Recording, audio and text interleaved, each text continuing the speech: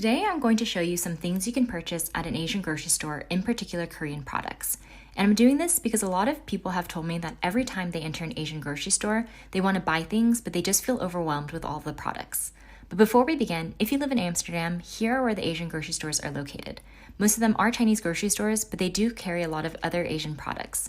There is also one Korean-Japanese grocery store in Zaod.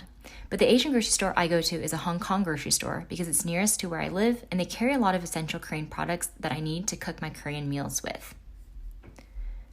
The first product I'm going to talk about is the kimchi. I've seen kimchi in our local Dutch grocery stores, and y'all, that is not kimchi. So I would say that if you ever come across chonga kimchi, this is the one to get. My mom also buys this in Korea.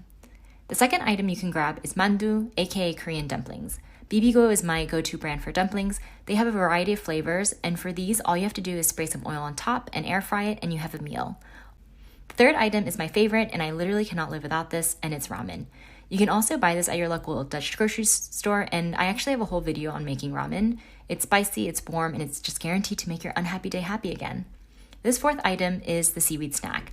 You can eat this on your own, or if you're making plain white rice, it's just nice to sprinkle on top for some added flavor and texture. Now going into your necessities to cook Korean food or just to get that Korean flavor in your dishes. The first thing you're going to need is some good sesame oil. And for many years, I actually used a Japanese sesame oil, but these days I'm using this Korean brand. If you're buying sesame oil at a non-Asian grocery store, you just need to be careful and get toasted sesame oil for your Korean cooking.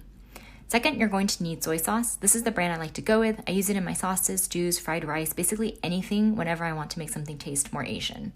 Third, you're going to need some red pepper paste.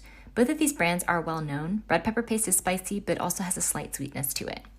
Fourth is samjang and doenjang, which are both versions of fermented soybean paste, but the green one is perfect for Korean barbecue. It requires no cooking and actually nice to use as a dip for fresh veggies.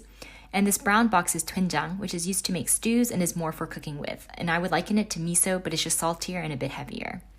And lastly, this is Korean red pepper flakes. This is essential to making Korean dishes spicy and for making kimchi if you ever dare to try it on your own.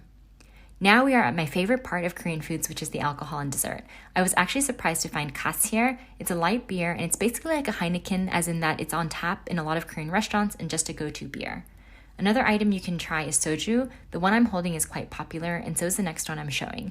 Soju is a grain-based spirit, and let me tell you, it goes down sweet and smooth, so definitely be careful. But if you're looking for more actual sweeter and fruity flavors, there's quite a few to choose from, ranging from grape soju to grapefruit, peach, and even lychee. And lastly, I was so surprised to find this here, but this is my childhood in a box. This is a honeydew melon flavored ice cream. If you ever come across this, just pick it up. There are so many other Asian foods to try and explore, which is one of the reasons I love stepping into Asian grocery stores.